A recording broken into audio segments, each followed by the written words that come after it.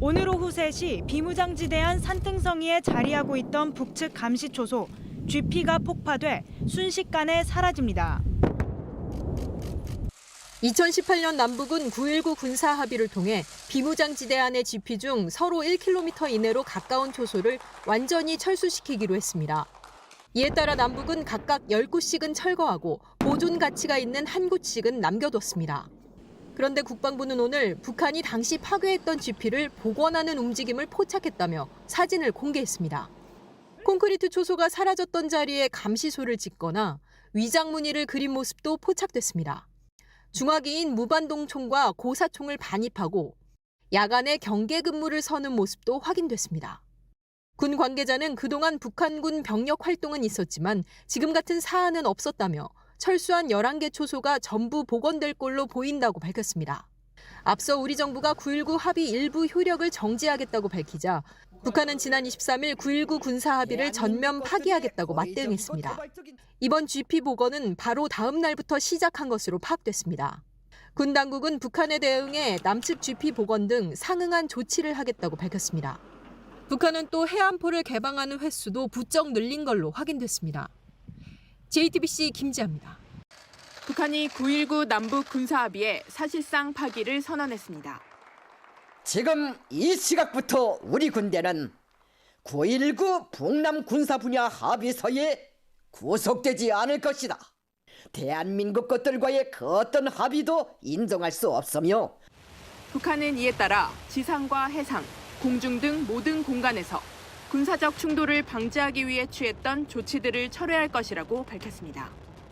2018년 맺어진 합의에 따라 군사 분계선 인근 포사격과 대규모 기동 훈련을 중단하고 비무장지대 내 감시 초소를 철거하는 등 그동안 취했던 조치들을 모두 원상복구할 수 있다는 겁니다. 실제 북한은 군사 분계선 지역에 보다 강력한 무력과 신형 군사 장비들을 전진 배치할 것이라며 위협 수위를 높였습니다. 특히 돌이킬 수 없는 충돌 사태가 발생하는 경우 전적으로 우리 정부 책임이라고 주장했습니다. 북한의 이번 조치는 우리 정부가 공중 정찰 제한 구역을 폐지하는 등 일부 조항 효력 정지를 결정한 지 하루도 지나지 않아 나왔습니다. 하루 만에 반응이 나왔는데 그 과정 자체가 지도부의 의사가 반영된 거고 대남 대미를 총괄하는 특정 책임자에 의해서 그것이 주도돼서 뭔가 하루에 결정될 수 있는 여러 가지들을 신속하게 좀 정리한 거거든요. 우리 정부는 북한이 적반하장식 억지 주장을 하고 있다며 엄중 경고한다고 맞대응했습니다. JTBC 윤세민입니다.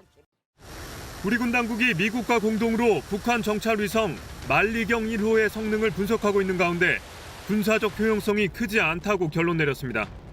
실패한 북한 위성체의 수준이 좀 조악한 수준이었기 때문에 수개월 내에 위성체의 기술적 진전을 이루기에는 좀 다소 제한이 있지 않나 이렇게 평가합니다. 앞서 우리 군은 지난 5월 북한의 1차 발사 당시 서해상에서 위성 잔해물을 수거했습니다. 당시 북한 정찰 위성에 일본제 디지털 카메라가 장착됐는데 분석 결과 군사용으로 쓰기엔 해상도가 떨어졌습니다. 군 당국은 이번에도 동급의 카메라가 장착됐을 가능성에 무게를 싣는 것으로 알려졌습니다. 때문에 북한이 만리경 1호를 이용해 우리나라와 미국의 군사시설을 촬영했다고 주장하고 있지만 우리 군은 신빙성이 낮은 선전 전략이라고 평가했습니다. 이런 가운데 김정은 국무위원장은 오늘도 평양 관제소를 찾아 괌 앤더슨 미군 기지 등을 찍은 위성 사진을 봤다고 조선중앙통신이 보도했습니다. 김정은 위원장이 관제소를 찾은 건 21일 위성 발사 후 일주일 새 4차례나 됩니다. JTBC 김민관입니다.